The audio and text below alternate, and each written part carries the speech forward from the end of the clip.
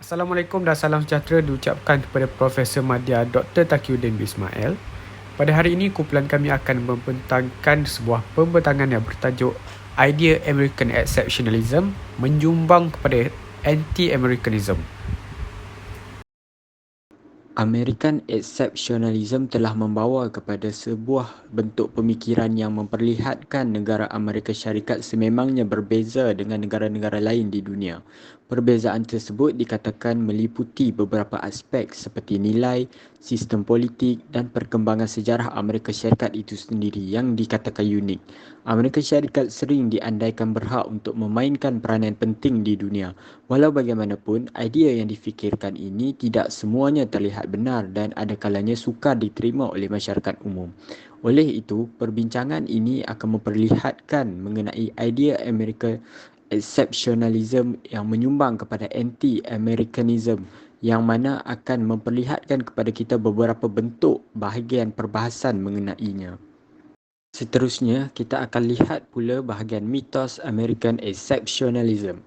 Alexis de Tocqueville yang juga merupakan ahli etnografi daripada Perancis melihat Amerika Syarikat adalah sebuah negara yang luar biasa dan berbeza daripada negara lain selepas membuat penerokaan dan melihat perjalanan demokrasi yang berlaku di Amerika Syarikat tetapi tidak berlaku di negaranya. Beliau telah mengetengahkan beberapa buah kejayaan pengamalan demokrasi di Amerika Syarikat melalui bukunya yang bertajuk Demokrasi in Amerika yang memperlihatkan bagaimana keadaan feudalisme, kebebasan beragama dan hak kepada setiap etnik telah menjadi asas penting perbincangan politik Amerika Syarikat terutamanya yang melibatkan American exceptionalism. Pandangan serta penerokaan beliau sebenarnya menarik akan tetapi banyak perkara yang masih boleh dipersoalkan sehingga menjadikan ianya sekadar mitos semata-mata disebabkan bercanggah dengan hakikat sebenar yang terjadi di Amerika Syarikat. Mitos yang pertama adalah mengenai sejarah Amerika Syarikat yang telah dianggap mempunyai perbezaan dengan kebanyakan negara kapitalis maju yang lain. Perkara ini tidak dapat dinafikan seandainya penulisan sejarah dijadikan ukuran semata-mata disebabkan setiap negara boleh dikatakan sebagai berbeza, tidak sama dan mempunyai keunikan yang tersendiri melalui sebuah perjalanan kepada penceritaan lampau negara masing-masing. Namun begitu, tidak dapat dinafikan hakikat sebenar sejarah Amerika Syarikat juga mempunyai persamaan dengan negara lain dan salah satunya adalah Amerika Syarikat terpaksa membayar harga yang mahal dengan melalui episod berdarah untuk mendapatkan kebebasan dan kemajuan.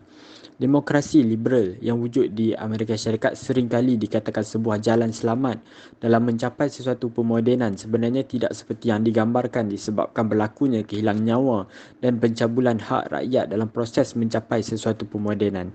Sejarah perang saudara, perhambaan dan gerakan hak sivil yang berlaku sehingga menuntut demokrasi yang memberikan pertimbangan dan perundingan secara bersama telah menjadi bukti bahawa sejarah dan proses pemodenan Amerika Syarikat sebenarnya tidak banyak berbeza dengan kebanyakan masyarakat di negara lain. Selain itu, masyarakat Amerika Syarikat juga dikatakan lebih egalitarian jika dibandingkan dengan masyarakat dari negara lain juga yang merupakan mitos semata-mata. Konsep yang dibawa oleh Amerika Syarikat mengenai egalitarian tersebut juga hakikatnya mempunyai kepencangan sehingga menimbulkan perdebatan dalam kalangan pengkaji. Hakikat sebenar egalitarianisme cara Amerika Syarikat adalah menyimpang dari apa yang diperkatakan disebabkan tanggapan mengenai manusia dan masyarakat adalah individu yang otomistik dan hanya mementingkan kepentingan diri sendiri kekal kukuh. Perkara yang sering dilihat wujud di Amerika Syarikat adalah demokrasi gaya Lockean yang hanya mengambil kira golongan majoriti terutamanya golongan berkulit putih, berjantina lelaki serta pemilik tanah dan berharta diberi kelebihan untuk mengambil bahagian dalam hal ehwal politik, ekonomi dan kesemua jenis aktiviti sosial yang lain. Manakala golongan wanita, etnik minoriti dan golongan pekerja sering dipinggirkan. Oleh hal yang demikian, tidak dapat dinafikan bahawa masyarakat Amerika Syarikat sebenarnya adalah masyarakat elitis walaupun wujud ruang yang besar kepada seseorang dalam pentas politik. Namun jurangnya juga adalah besar untuk seseorang itu mengekalkan dirinya di dalam arena politik disebabkan golongan kaya raya yang akan cuba mengembangkan kekayaan mereka sehingga mengakibatkan berlakunya ketidaksamaan dari segi ekonomi dan sosial masyarakat Amerika Syarikat. Di samping itu juga, C. Wright Mills di dalam bukunya yang bertajuk The Power Elite telah menjelaskan bahawa aktiviti berunsurkan hal-hal demokratik di Amerika Syarikat telah dirampas oleh golongan elit yang menguasai politik, ekonomi, birokrasi dan ketenteraan sehingga meminggirkan suara serta aspirasi rakyat biasa di dalam arena politik Amerika Syarikat. Oleh itu, kebanyakan sarjana juga melihat sistem demokrasi di Amerika Syarikat tidak boleh dipisahkan daripada perjuangan berdasarkan kelas. Visi pluralisme yang dilaungkan dan menggambarkan perjuangan ideal serta kepentingan yang dikatakan akan mengimbangi banyak perkara serta mengurangkan penguasaan kumpulan tertentu sebenarnya hanya retorik semata-mata. Mitos yang terakhir melibatkan American exceptionalism adalah berkaitan imajinasi bahawa Amerika Syarikat mempunyai kewajipan moral untuk menyelamatkan dunia dan mewujudkan dunia yang lebih adil kepada semua. Saya berpandangan bahawa pendapat tersebut adalah daripada mereka yang tidak pernah dan tidak mahu mendalami sejarah dengan mendalam. Hal ini dikatakan demikian kerana bukan rahsia lagi bahawa perkara tersebut merupakan sisi paradoks di Amerika Syarikat. Perang Vietnam, Perang Teluk, pencerobohan Iraq, penyiksaan tahanan di Teluk Guantanamo yang jelas sekali menggunakan kaedah rejim authoritarian adalah untuk kepentingan negara Amerika Syarikat semata-mata dan sering melanggar undang-undang antarabangsa serta hak asasi manusia dengan alasan untuk menjaga kepentingan global.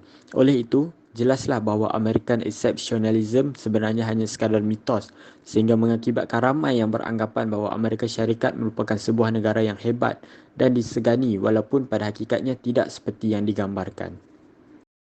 Okey, baik, bagi American exceptionalism dalam polisi luar Amerika Syarikat, kami mengambil dua kajian kes. Yang pertama, krisis sempadan Venezuela, dan yang kedua adalah dasar buka pintu di China. Tetapi sebelum itu, kita perlu tahu bahawa dasar luar Amerika Syarikat mengambil kira tiga faktor utama, iaitu security, keamanan, kedua, prosperity, kemakmuran, dan yang ketiga adalah the creation of a better world. Jadi, krisis sempadan Venezuela ini, ia mengambil kira dari segi faktor pertama, iaitu dari segi security, keamanan, yang mana perimbangan kuasa dan semangat anti-imperialisme yang berkembang di Eropah serta ketidakstabilan negara-negara Amerika Latin menyediakan peluang perluasan kuasa Amerika Syarikat di negara-negara berkenaan, khususnya Venezuela. Jadi, sempadan antara British Guinea dengan Venezuela telah menjadi asas pertelingkahan selama 50 tahun antara Britain dengan Venezuela. Pada tahun 1887 dan tahun 1897, 10 tahun selepas itu, Presiden Cleveland menyerahkan kes tersebut kepada Mahkamah The Hague, tetapi tidak diterima oleh Britain. Pada bulan Julai 1895, Setiausaha Negara Richard Olney menghantar sepucuk surat kepada London menyatakan keengganan Britain membawa krisis tersebut ke mahkamah telah mencabul Doktrin Monroe, yang mana beliau menegaskan kedaulatan Amerika Syarikat yang telah wujud di benua Amerika Latin. Sebagai balasan, Lord Salisbury, Menteri Luar Britain, menyatakan Doktrin Monroe tidak boleh diaplikasi dalam isu ini. Jadi, Britain menolak permintaan Olney dengan alasan negaranya tidak mencabuli Doktrin Monroe yang tidak diiktiraf sebagai undang-undang antarabangsa. Justru pada bulan Disember 1865, Presiden Cleveland menghantar sekeping nota kepada Kongres meminta wang sejumlah $100,000 bertujuan mengarahkan seorang pegawai bertugas menyelesaikan masalah dengan Britain. Tindakan Cleveland itu mendapat sokongan rakyat Amerika. Bagi pihak Britain pula, tindakan itu merupakan suatu penghinaan. Walau bagaimanapun, mulai bulan Januari 1896, perhatian Britain terhadap Venezuela mula berkurangan kerana konflik yang berlaku antara Jerman dengan Afrika Selatan. Dalam beberapa minggu sahaja, Britain bersetuju membenarkan krisis tersebut diserahkan kepada mahkamah. Peristiwa itu telah membuktikan keberkesanan Doktrin Monroe dan menonjolkan kuasa Amerika dalam usaha menjalankan dasar imperialisnya di hemisfera barat. Jadi kita boleh lihat bahawa krisis sempadan Venezuela ini menunjukkan dasar luar Amerika Syarikat yang mana mereka cuba membentuk sebuah negara yang lebih aman, lebih makmur daripada negara-negara yang lain. Baik, yang kedua adalah dasar buka pintu di China pada tahun 1899 menyaksikan bahawa peranan Amerika Syarikat dalam membentuk sebuah negara yang lebih baik dari sudut ekonomi negara tersebut. Campur tangan Amerika Syarikat ini bermula dengan setiausaha negara sendiri iaitu John Hay dan disokong Presiden William McKinley yang mana beliau mengutuskan sepucuk surat bertujuan untuk mencadangkan perdagangan bebas dan sama rata hak semua negara dalam perdagangan dengan China pada 6 September 1899 di samping menyokong pentadbiran China tanpa campur tangan politik di dalamnya. Surat tersebut diedarkan di antara wakil-wakil Great Britain, Jerman, Perancis, Itali, Jepun dan Rusia di mana Hay mencadangkan dasar buka pintu mengekalkan kebebasan dan akses yang sama ke semua pelabuhan perdagangan pesisir China seperti yang telah ditetapkan oleh Perjanjian Nankin 1842 yang menamatkan Perang Candu Pertama. Jadi Hay berpandangan bahawa mewujudkan akses yang sama dalam perdagangan dengan China akan memberi manfaat kepada pedagang dan ekonomi Amerika dan berharap dasar buka pintu ini juga dapat menghalang pertikaian antara kuasa-kuasa besar di China. Hay juga mencadangkan supaya tarif perdagangan China dikenakan secara universal dan dikutip oleh rakyat China sendiri. Walaupun kuasa-kuasa lain mungkin tidak bersetuju sepenuhnya dengan idea-idea ini, walau bagaimanapun tidak ada yang menentangnya secara terbuka. Jadi pada dasarnya Amerika Syarikat cuba menundukkan China. Untuk tujuan ini pada tahun 1899, satu doktrin telah dirumuskan yang merangkumi prinsip dasar luar kerajaan Amerika terhadap China. Jadi ini bermaksud akses yang sama kepada modal dan barangan di koloni kuasa-kuasa di Eropah. Tujuan doktrin adalah untuk memberi peluang kepada Amerika Syarikat untuk mengatasi halangan dari negara-negara lain untuk mendapat kedudukan di seluruh pasaran China dari sudut ekonominya.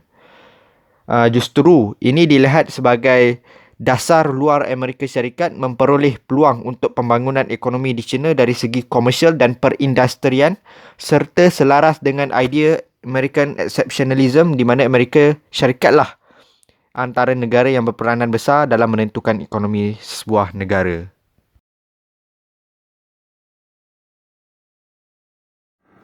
Baiklah, di bahagian seterusnya kita akan melihat kepada American exceptionalism dalam budaya popular. American exceptionalism ini bukan sahaja ada di dalam polisi luar Amerika Syarikat tetapi juga berada di dalam atau dikata diterapkan melalui penggunaan media massa dan budaya popular yang sesuai dengan naratif domestik dan juga dieksport ke luar negara untuk membina atau mengkonstruksikan satu image untuk Amerika Syarikat di pentas dunia.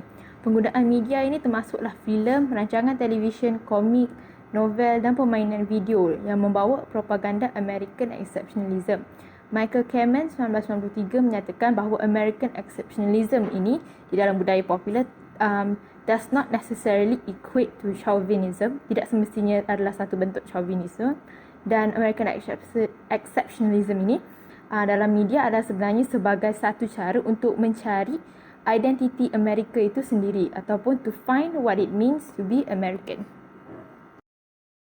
Jadi pertama sekali kita boleh lihat American exceptionalism ini adalah melalui filem perang. Filem perang ni adalah salah satu medan utama dalam membawa naratif American exceptionalism. Seperti kita boleh lihat di sini, Ostendorf 2001 menyatakan bahawa terdapat beberapa tipologi American exceptionalism dalam filem-filem perang dan politik seperti Amerika mempunyai the moral community atau community moral dan menghormati liberalisme individu dan pasaran. Tiga tipologi Ostendorf yang kita boleh gunakan di sini adalah yang pertama melalui pentingnya Amerika dalam menegakkan undang-undang dan habeas corpus seperti dalam filem Zorro di mana dia menolak korupsi golongan elit kerana inginkan kebebasan individu. Amerika sebagai community moral ni boleh lihat juga dalam filem seperti Saving Private Ryan di mana Amerika bertanggungjawab menjatuhkan kuasa yang tidak demokratik seperti kuasa Jerman demi mewujudkan satu negara demokratik yang berlandaskan nilai-nilai liberalisme. Dan juga yang ketiga adalah liberalisme individu dan pasaran menjadi naratif American exceptionalism, di mana melalui karya-karya seperti Huckleberry Finn, watak-watak yang menunjukkan bahawa di Amerika individu itu akan lebih dihargai kerana adanya nilai-nilai liberalisme dan adanya demokrasi di Amerika, dan Amerika adalah yang terbaik dalam membawa nilai-nilai tersebut. Seterusnya, kita boleh juga melihat American exceptionalism dalam budaya popular ini melalui watak adiwira atau superheroes. Seperti yang dinyatakan oleh Dittmer tahun 2005 dan 2011, ada dua watak utama yang membawa naratif American exceptionalism ini, iaitu yang pertama ialah sudah tentunya Captain America, iaitu contoh watak adiwira yang simbolik kepada patriotisme Amerika dan merupakan the ultimate American. Dan yang keduanya adalah watak Superman. Jadi contohnya Captain America ni adalah watak yang orang kata sebenarnya tidak ada kuasa luar biasa berbanding kebanyakan adiwira, kerana dia hanya kuat, itu saja.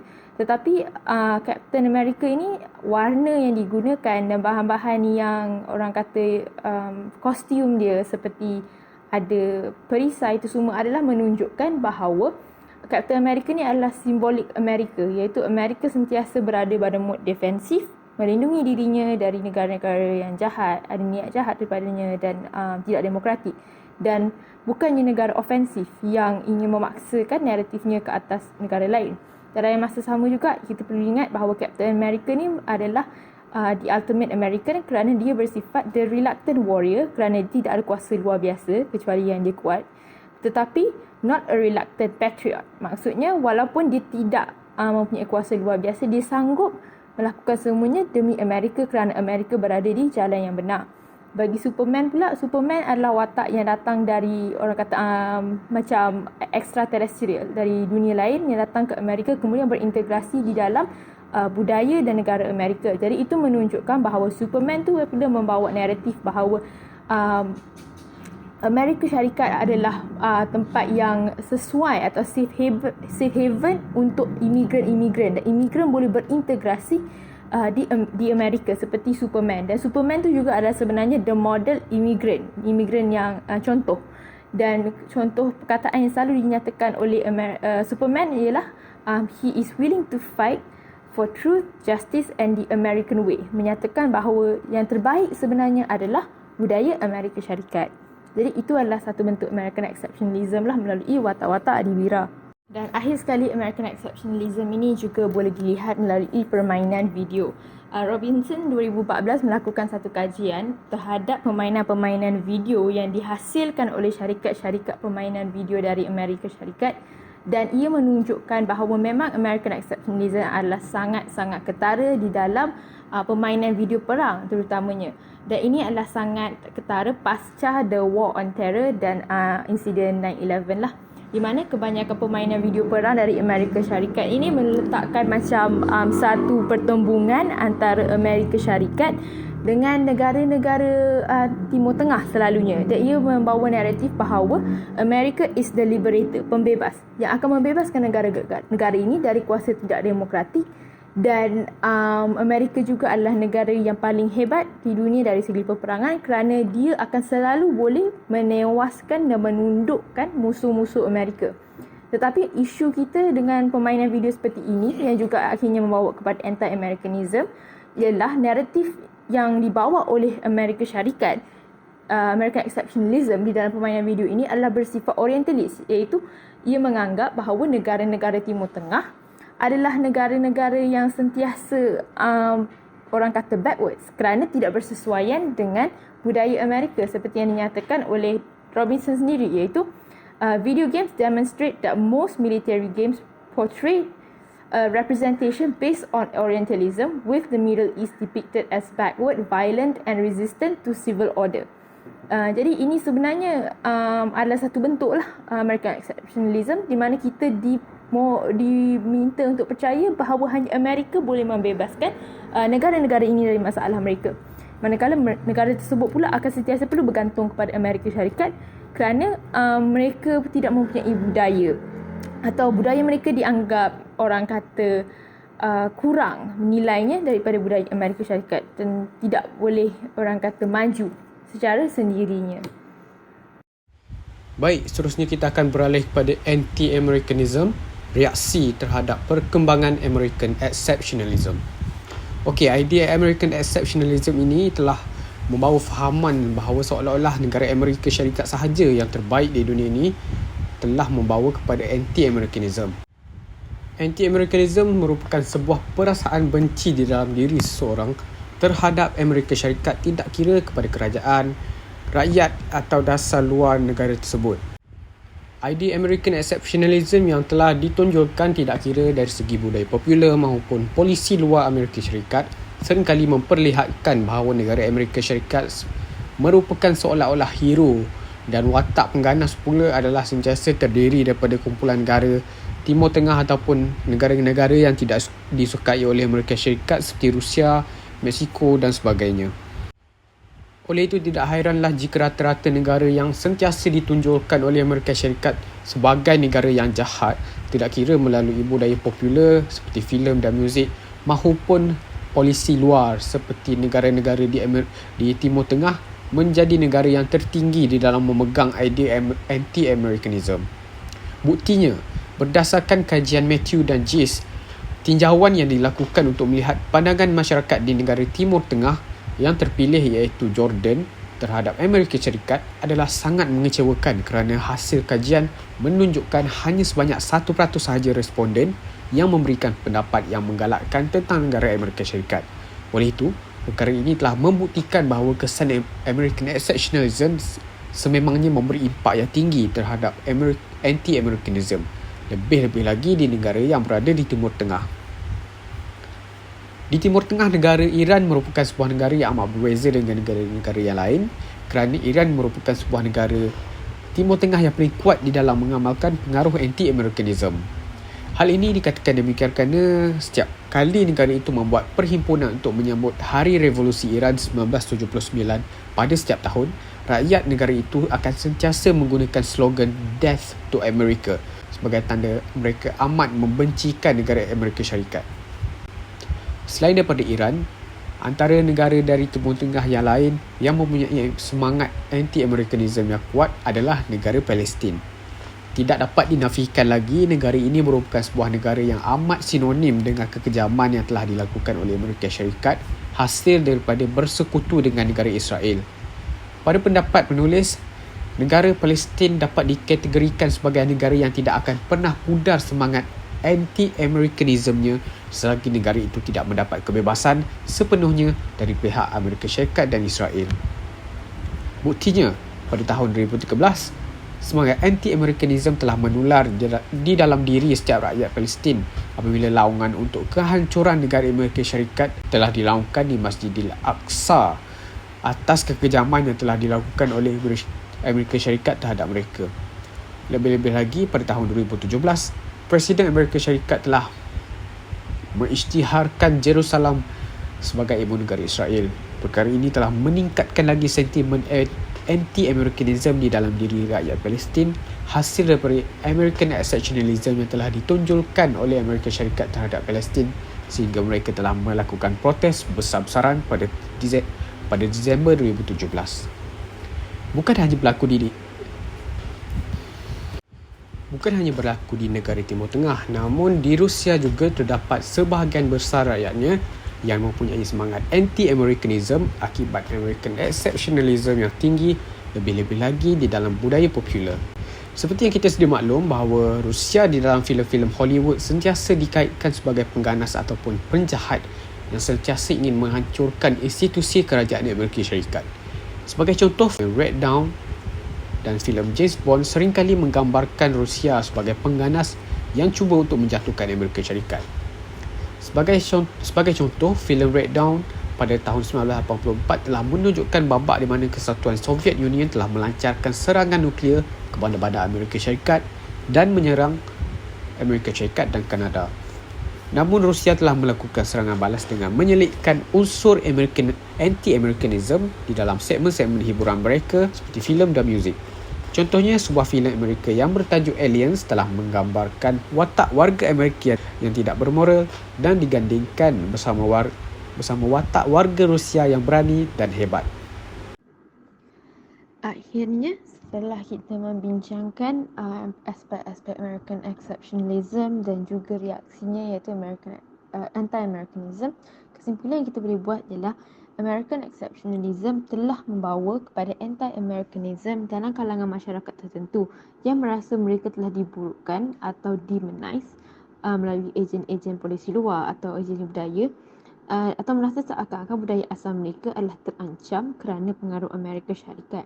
Dan anti-Americanism secara amnya adalah satu reaksi yang normal dan terhasil secara semula jadi seiring dengan agresifnya Amerika Syarikat membawa naratif American exceptionalism dalam aspek-aspek tertentu.